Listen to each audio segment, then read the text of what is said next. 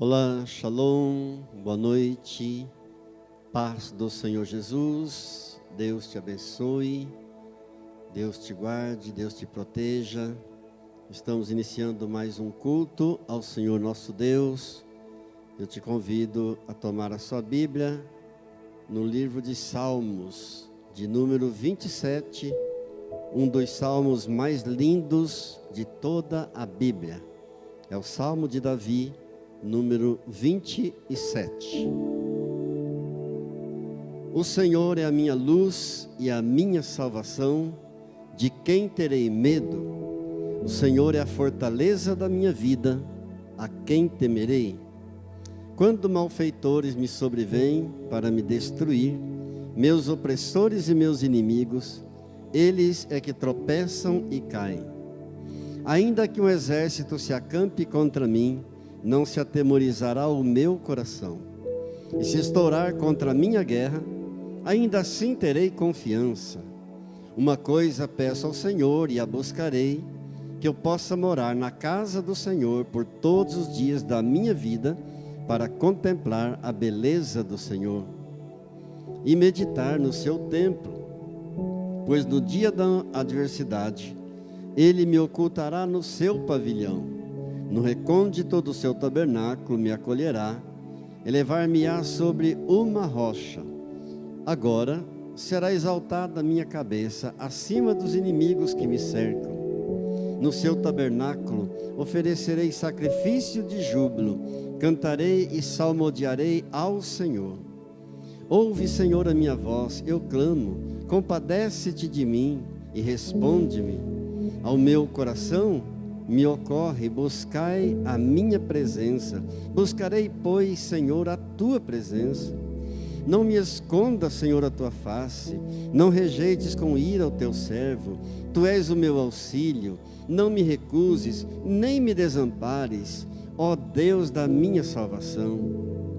Porque se meu pai e minha mãe me desampararem, o Senhor me acolherá. Ensina-me, Senhor, o teu caminho e guia-me por vereda plana, por causa dos que me espreitam. Não me deixes à vontade dos meus adversários, pois contra mim se levantam falsas testemunhas e os que só respiram crueldade. Eu creio que verei a bondade do Senhor na terra dos viventes. Espera pelo Senhor, tem bom ânimo. Fortifique-se o teu coração, espera, pois, pelo Senhor. Repita comigo, espera, pois, pelo Senhor. Amém. Vamos orar.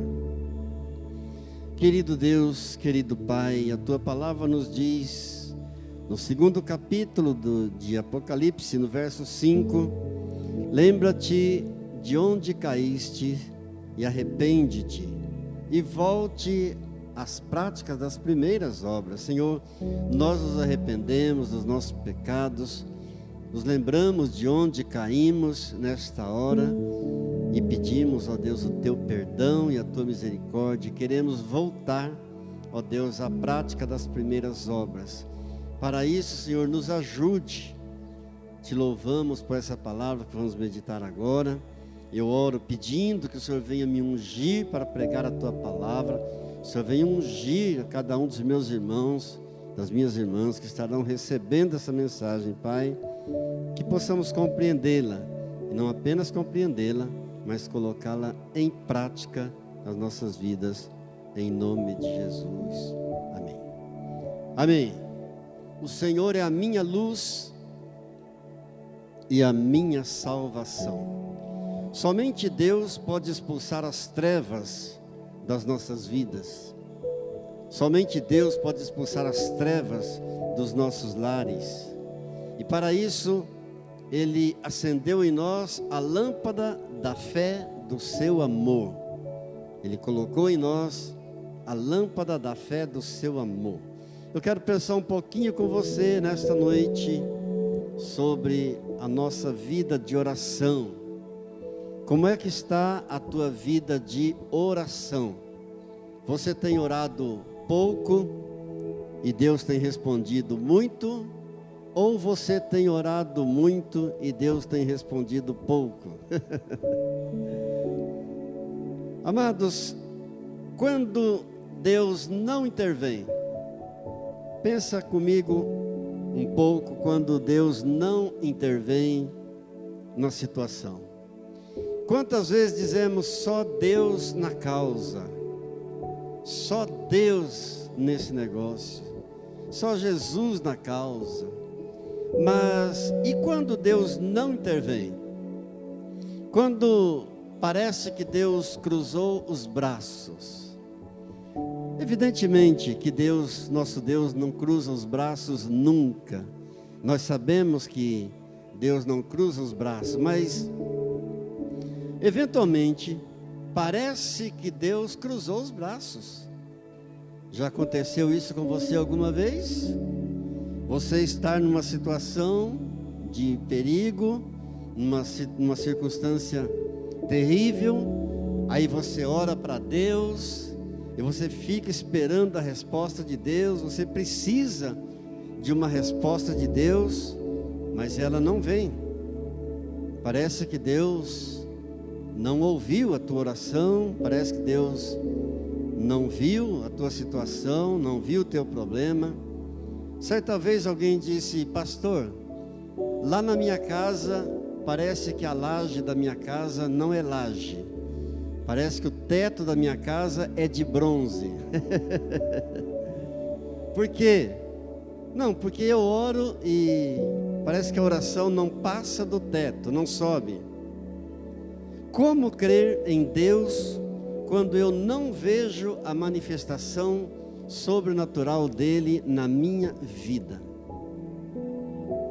Quando eu não vejo Deus agir nos meus conflitos? Como crer em Deus quando eu não vejo Deus agindo nas minhas lutas?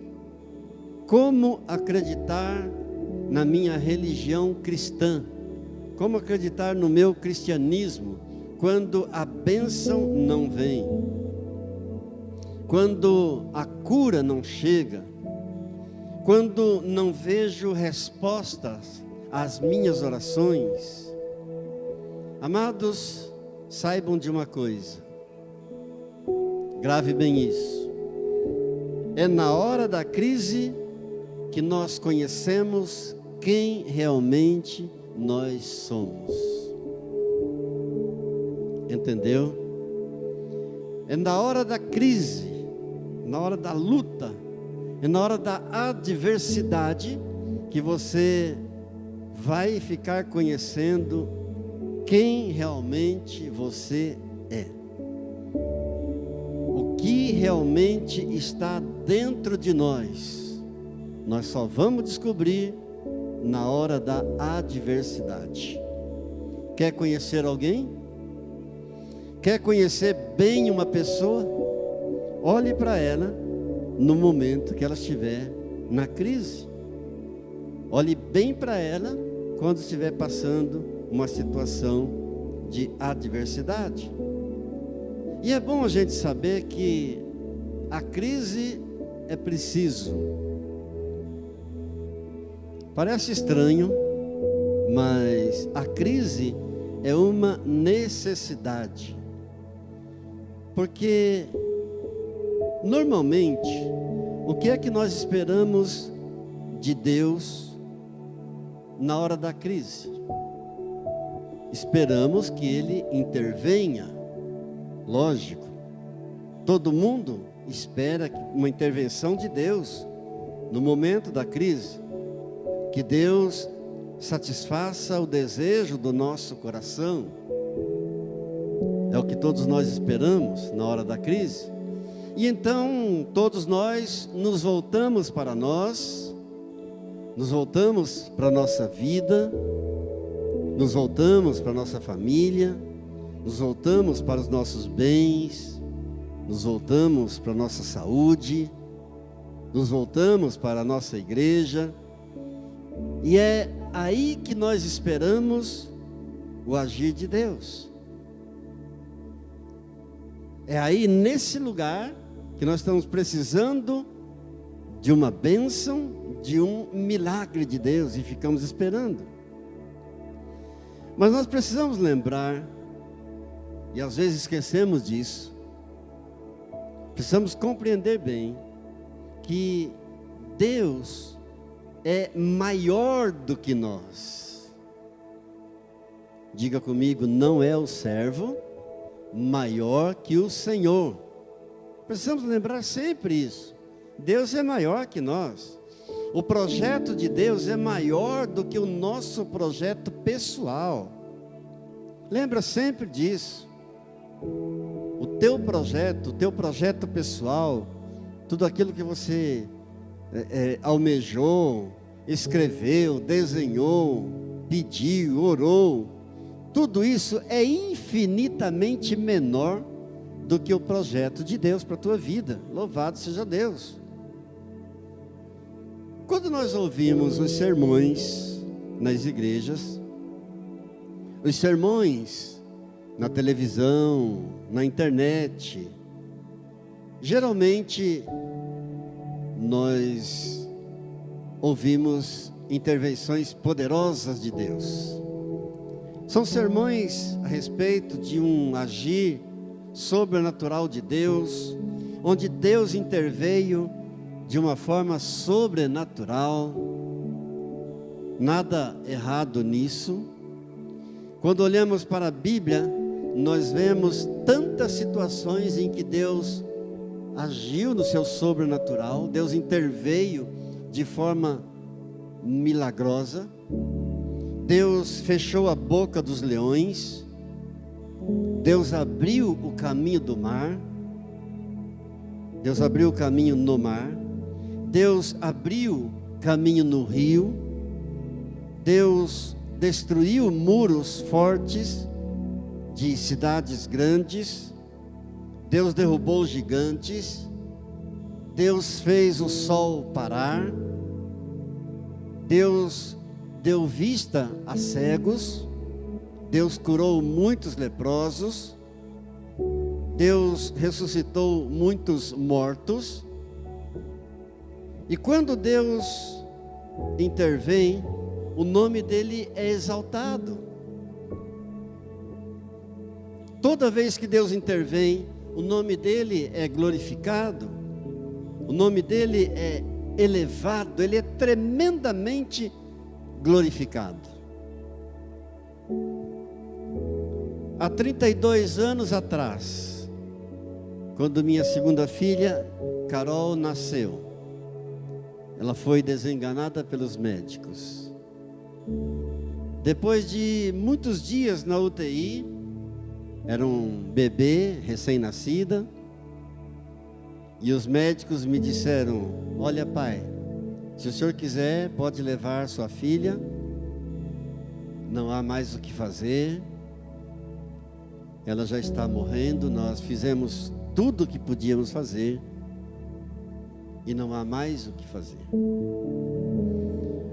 Foi nesse momento então que eu me devotei a esse nosso Deus com toda a minha confiança, com toda a minha fé, com todas as forças que eu consegui arrumar, e busquei a esse Deus, o nosso Deus todo-poderoso, o Deus de Abraão, o Deus de Isaque, o Deus de Jacó, o nosso Deus maravilhoso, Deus de Israel. E Deus interveio milagrosamente, quase que instantaneamente. Ele curou, ele devolveu a vida à minha filha, e está bem até hoje, feliz, com 32 anos de idade, e o nome do Senhor nosso Deus foi tremendamente exaltado, glorificado, elevado. Mas tem momentos na vida em que Deus não intervém milagrosamente, não. Há muitos momentos em nossas vidas que Deus não intervém, mesmo estando Ele presente, mesmo sendo Ele o Senhor da história, mesmo sendo ele o dono da situação, mas em muitos momentos Deus não intervém, mesmo sendo ele um pai amoroso, ele não intervém. Muitas vezes ele, em momentos de lutas, de tribulações, e clamamos a ele, e ele se cala, simplesmente ele se cala. Amados, no livro de Hebreus, no capítulo 11, nós encontramos a galeria da fé, especialmente no verso 35 e seguintes. Há uma lista de pessoas que foram, muitas delas foram cortadas ao meio, pessoas que foram cerradas ao meio, alguns que foram lançados em covas de leões, outros que foram torturados, outros foram maltratados até a morte. Mulheres perderam seus entes queridos tragicamente, repentinamente. Filhos perderam seus pais de forma triste e penosa. Sabe quem eram essas pessoas? Será que eram bandidos? Não. São chamados os heróis da fé. Eram todas pessoas de fé no Senhor nosso Deus. E Deus não interveio.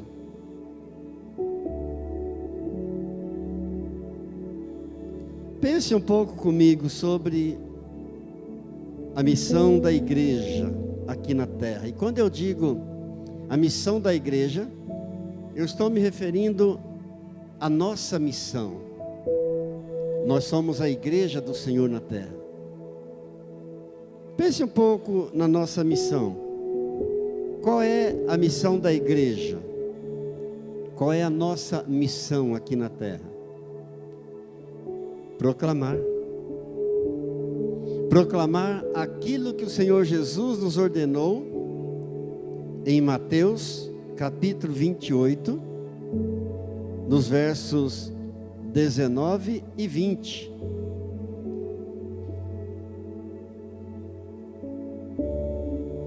Ele diz assim, Mateus 28, 19 e 20.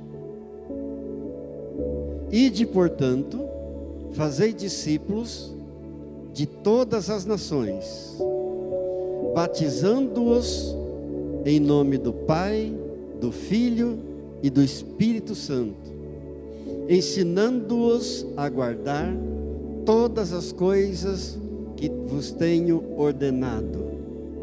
E eis que estou convosco todos os dias, até a consumação dos séculos.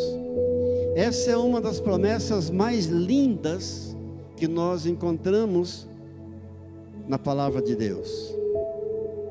Ide por todo o mundo, fazei discípulos de todas as nações, batizando-os em nome do Pai, do Filho e do Espírito Santo, ensinando-os a guardar todas as coisas que eu tenho ordenado, e eis que estou convosco todos os dias, até a consumação dos séculos.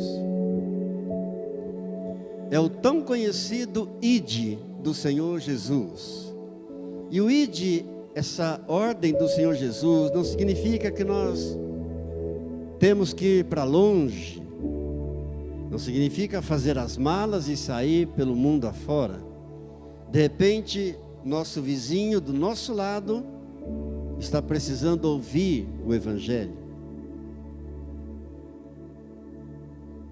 A missão mais importante da igreja, portanto, a missão mais importante para nós aqui na terra, é essa: ide, por todo o mundo, fazei discípulos de todas as nações, batizando-os em nome do Pai, do Filho e do Espírito Santo. A missão mais importante da igreja na terra não é crescer. Não estou querendo dizer com isso que a igreja não deve crescer. Mas o crescimento não é a missão mais importante. Além do que, o crescimento nos preocupa muito. A missão mais importante da igreja não é aparecer na mídia, ser destaque na mídia, não é impactar, mas a missão mais importante da igreja é morrer para si mesmo. É o famoso diminua eu para que o Senhor cresça. É morrer para si, é crucificar a carne, é se desglorificar para que Deus seja glorificado. Amém. Creia, Deus está no controle. Deus está no controle dos momentos mais difíceis. Deus está no controle dos teus momentos mais incontroláveis da tua vida. Deus está no comando. Se o sofrimento vier, se a provação chegar, se a cura não acontecer, se um acidente tirar aquilo que você tem de mais precioso na vida, saiba que o projeto do reino de Deus vai além do horizonte. Saiba que o projeto do reino de Deus vai muito além do que você possa imaginar, além da sua visão, além da minha visão. O nome do nosso Deus será glorificado, mesmo que se o sofrimento vier, o nome do nosso Deus será glorificado. Mesmo se a provação chegar, o nome do nosso Deus será glorificado. Mesmo se a cura não acontecer, o nome do nosso Deus será glorificado. Mesmo se um acidente tirar de você aquilo que você mais ama, que é mais precioso na tua vida, o nome do teu Deus ainda assim será glorificado. O nome do nosso Deus será glorificado. Glorificar o nome do Senhor, isto é a prioridade que Deus estabeleceu. Repita comigo: glorificar o nome do Senhor é a prioridade que Deus estabeleceu para mim nesta terra. Essa deve ser a prioridade da igreja. Muitos, quando evangelizam,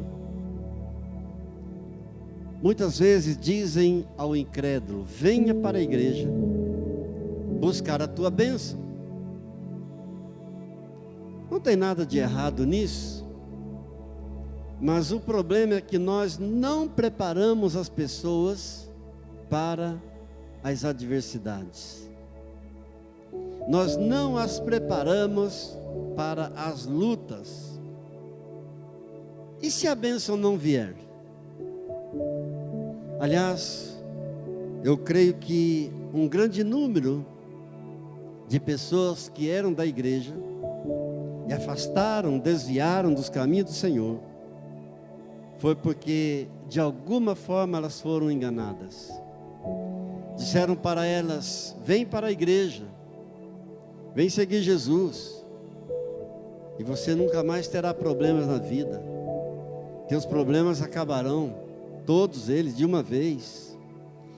Depois, aí a pessoa vem para a igreja, vem seguir Jesus, e na primeira prova que ela enfrenta, ela já pula fora do barco. Na primeira adversidade, na primeira luta que ela enfrenta, ela já pula fora. Não chamamos de fatalidade quando a bênção não vem. Se a bênção não vier, não chame isso de fatalidade. chame isso de soberania de Deus. Se a bênção não vier, não chame de destino, chame de soberania de Deus. Se a bênção não vier, não chame de acaso, chame de soberania de Deus. Se a bênção não vier, não chame de sorte nem de azar, chame de soberania de Deus. Precisamos dizer: eu não permitirei que a minha vida seja um baú de desespero. Precisamos dizer: eu não vou permitir que a minha vida seja um poço de desespero. Não permitirei, não vou permitir que a minha vida seja um poço de melancolias. Precisamos dizer isso, afirmar isso com confiança. Não permitirei que a minha vida seja um poço de amarguras. Não permitirei que a minha vida seja um poço de más recordações. Em nome de Jesus, com a graça do Senhor Jesus. Amados, eu não dependo da crise para ser feliz. Você não pode depender da crise para ser feliz, nem da ausência dela. Eu não posso depender da ausência da crise para ser feliz. Não é a prosperidade que vai definir a minha felicidade. Não é a ausência da prosperidade que vai definir a minha felicidade. Não é o sofrimento que vai definir a minha felicidade. Não é a ausência do sofrimento que vai definir a minha felicidade.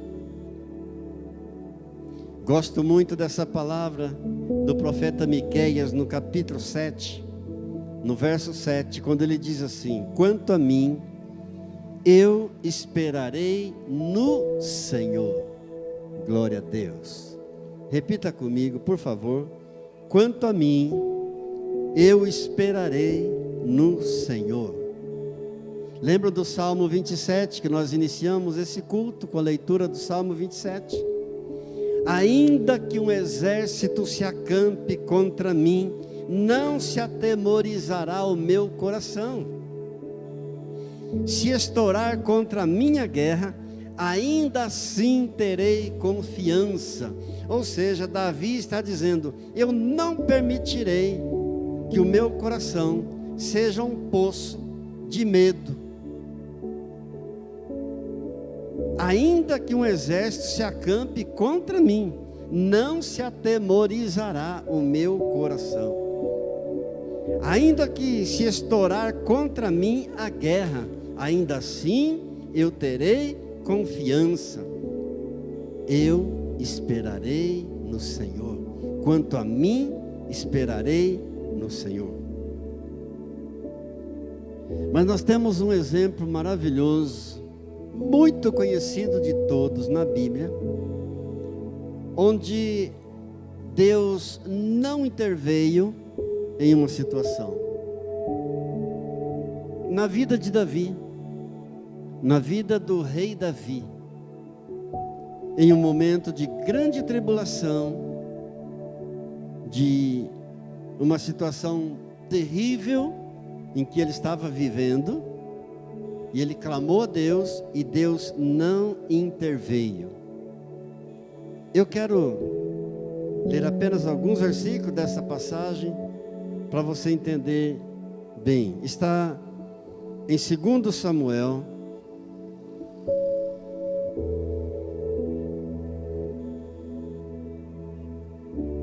está no segundo livro de Samuel, no capítulo 12, eu vou ler do verso 15 ao 19, 2 Samuel 12, 15. Então Natã foi para sua casa, e o Senhor feriu a criança que a mulher de Urias dera à luz a Davi, e a criança adoeceu gravemente. Buscou Davi a Deus pela criança, jejuou Davi, e vindo passou a noite prostrado em terra. Então os anciãos da sua casa se achegaram a ele para o levantar da terra, porém ele não quis e não comeu com eles, e ao 7º dia morreu a criança. E temiam os servos de Deus, os servos de Davi, informá-lo de que a criança era morta, porque diziam: eis que, estando a criança ainda viva, lhe falávamos, porém não dava ouvidos à nossa voz. Como, pois, lhe diremos que a criança é morta? Porque mais se afligirá. Viu, porém, Davi que seus servos cochichavam uns com os outros, e entendeu que a criança era morta, pelo que disse aos seus servos: é morta a criança? E eles responderam: morreu. Note que situação terrível. A criança que Batseba gerou, filha de Davi, a criança, filha de Davi, gerada no pecado de adultério, foi ferida gravemente de doença e a criança morreu. E antes que a criança morresse, Davi entra na presença de Deus, com jejum, com orações, com súplicas, prostrado em terra, clamando a Deus pela criança. E depois de uma semana de clamor, de oração, de súplicas a Deus, a criança morreu. Deus não interveio. Sabe o que Davi fez? Sabe qual foi a atitude de Davi? E por isso ele é considerado o maior adorador da Bíblia. Davi aceitou humildemente a disciplina de Deus. Davi aceitou humildemente o silêncio de Deus. Aceitou humildemente, de todo o coração, a não intervenção de Deus. Isso está muito claro no verso seguinte aos que eu li, no verso 20 de 2 Samuel, capítulo 12, diz assim: então Davi se levantou da terra, lavou-se, ungiu-se, mudou de vestes, entrou na casa do Senhor e adorou, aleluia. Depois veio para sua casa, pediu pão, puseram-no diante dele e ele comeu. Note a atitude de Davi diante da não intervenção de Deus em favor da criança, que, ferida de uma doença grave, morreu. Davi se levantou da terra, se lavou, trocou de vestes, se ungiu, entrou na casa do Senhor e adorou o Senhor. Glória a Deus, glória a Deus. Aceitando humildemente a disciplina de Deus, aceitando humildemente a decisão do Pai, a vontade do Pai. Há um costume hoje, em nossos dias, de alguns pregadores dizerem em suas pregações: você precisa determinar a tua bênção para Deus. Se você se deparar com algum deles por aí, foge deles. Eles que dizem: você precisa determinar a bênção. Você precisa determinar a vitória na tua vida. Será que nós podemos ter esse direito de determinar alguma coisa a Deus? Estaríamos nós querendo ser melhores do que Jesus? Lembra da oração de Jesus lá no Getsêmani, quando estava em extrema agonia, em profunda agonia e sofrimento? Qual foi a oração de Jesus? Qual foi a determinação que ele fez ali? Ele olhou para o Pai e disse: Pai, se for possível, afasta de mim este cálice.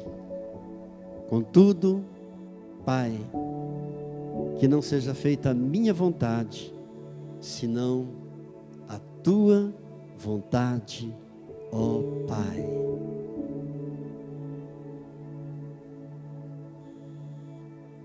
É muita ousadia dizer: eu tenho que determinar para Deus me abençoar, determinar a vitória. Sabe o que significa a palavra determinar no dicionário? Ordenar que seja feito, dar ordens para que aconteça. Será que nós podemos ter esse direito diante de Deus? Poderíamos dizer, podemos proclamar a bênção, sim. Proclamar a vitória, sim. Porque proclamar significa declarar de forma pública.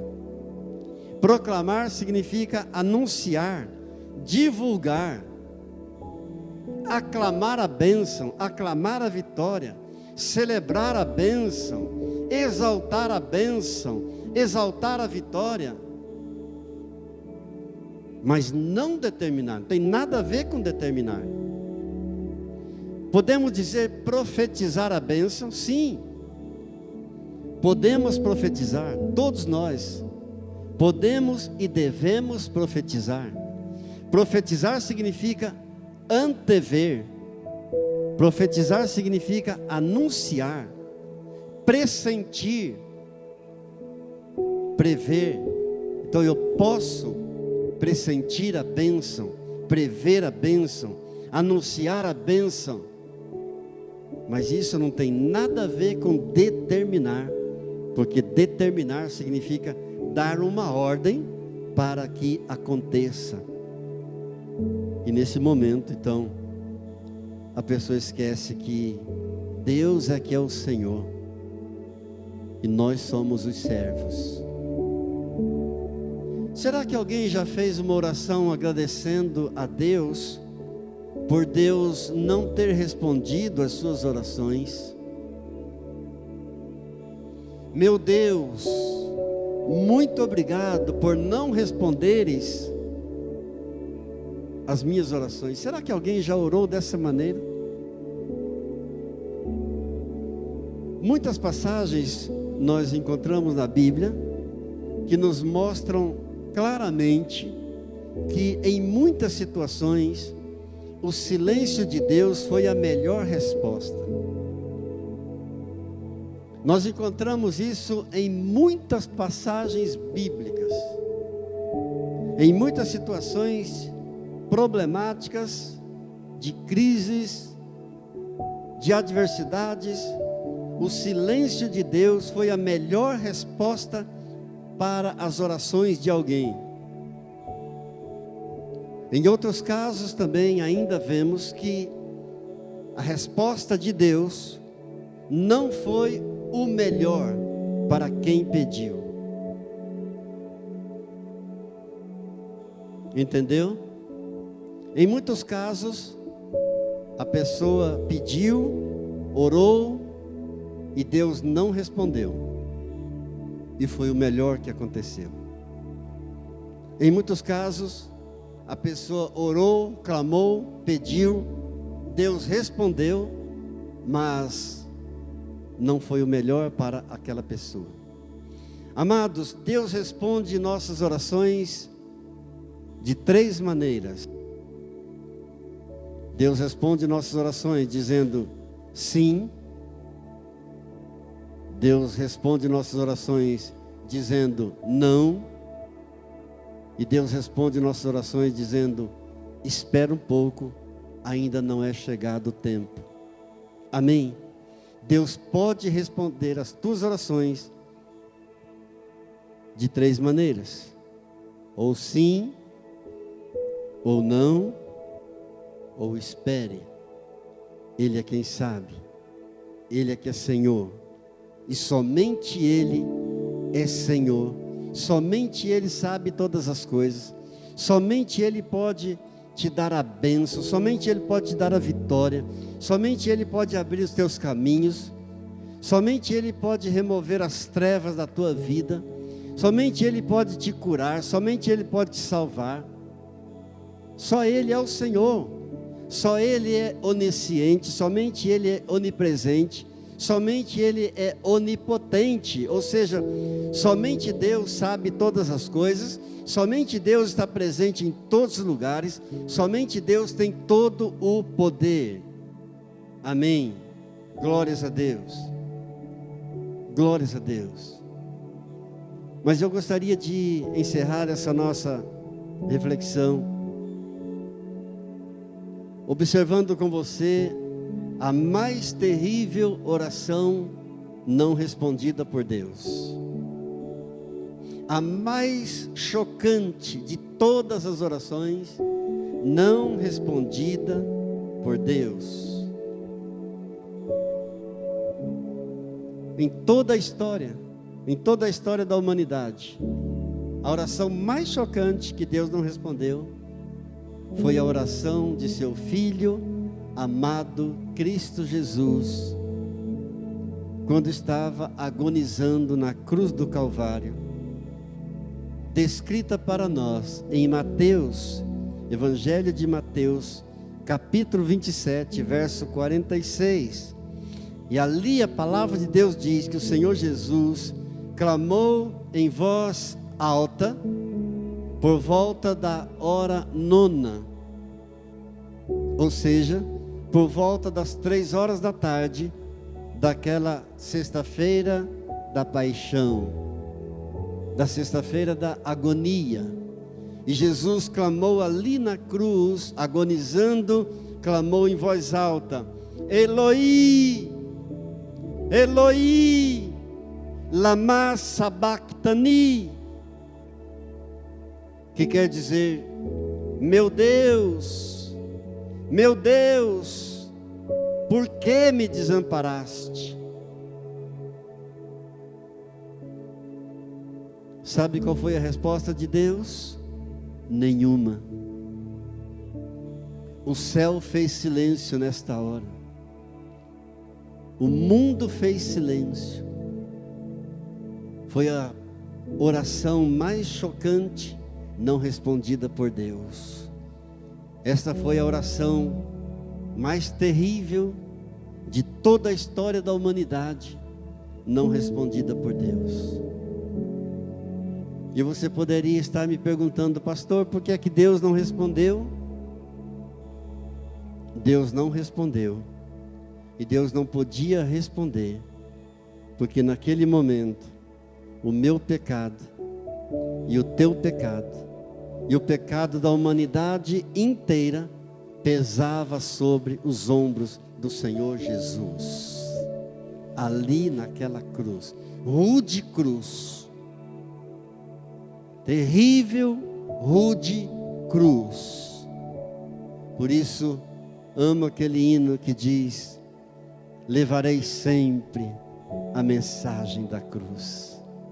Ali o Senhor Jesus, agonizando, clamando ao Pai, perguntando ao Pai porque o Pai o havia desamparado, mas não houve resposta. O Pai não podia estar com ele naquele momento, porque o Pai é santo, santo, santo. O Pai é infinitamente santo. O Pai é justo, justo, justo. O Pai é tão infinitamente santo, o Pai é tão infinitamente justo, que o Pai não pode sequer ver o pecado. E naquele momento, Jesus era puro pecado. Sem nunca ter pecado, ele se fez pecado no meu lugar e no teu lugar, para pagar o preço do meu pecado e do teu pecado. Por isso a ele nós damos sempre e daremos sempre toda a honra, toda a glória, todo o louvor, toda a adoração, toda a nossa gratidão, em nome de Jesus. Curve sua cabeça por um momento diante dele, da grandeza dele, da majestade dele, e fale com ele por um momento. Querido Jesus, graças te dou por haveres me salvado de uma forma tão maravilhosa, por teres suportado a dor do abandono de todos, e a pior dor, a dor do abandono do próprio Pai, no meu lugar. Obrigado, Jesus, por perdoares os meus pecados. Pagaste o preço do meu pecado na cruz do Calvário. Obrigado, Jesus. Trocaste o meu pecado pela tua morte, pelo teu sangue derramado na cruz do Calvário. Agradeço-te, Senhor. Muito obrigado, querido Jesus. Reconheço, Senhor, que me deste a vida ali na cruz do Calvário. A minha vida eu ganhei ali na cruz do Calvário, quando o Senhor morreu por mim. Muito obrigado, Senhor. Lanço sobre o Senhor nesta hora toda a minha ansiedade, porque o Senhor tem cuidado de mim de uma forma tão maravilhosa. Obrigado, Jesus, pelo teu maravilhoso perdão. Quero seguir o teu caminho, Senhor, cada dia com fidelidade, fazer a tua vontade, porque foi assim que o Senhor me ensinou a orar. Pai nosso que estás nos céus, santificado seja o vosso nome. Venha a nós o vosso reino, seja feita a vossa vontade, assim na terra como no céu. O pão nosso de cada dia nos dai hoje. Perdoai as nossas ofensas, assim como nós perdoamos a quem nos tem ofendido. E não nos deixes cair em tentação, mas livrai-nos de todo mal. Porque teu é o reino, o poder e a glória para todo sempre. Amém e amém. Meu irmão, minha irmã, Deus te abençoe. Você que tem sido o mantenedor desta igreja. A igreja tem as suas despesas. Deus é o dono do ouro e da prata. Deus não precisa do nosso dinheiro, mas o templo tem as suas despesas. E você, como mantenedor, com seus dízimos, com suas ofertas, eu tenho orado para que Deus venha retribuir abundantemente, com muito mais do que você tem dado para a igreja, para o sustento da casa do Senhor. Eu oro por você que está passando por lutas, por enfermidades, pedindo a Deus que traga cura, traga restauração. A você que está com problemas de divisões nos lares, com discórdias nos lares, eu peço e oro a Deus para que sejam restauradas as relações na tua vida. Eu peço a Deus que venha suprir as tuas necessidades, de acordo com a vontade dEle, porque a vontade dEle é boa, perfeita e agradável. Que o Senhor te abençoe e te guarde. Que o Senhor levante o rosto sobre ti e tenha misericórdia de ti. Que o Senhor sobre ti levante o rosto e te dê shalom, paz. Deus te abençoe.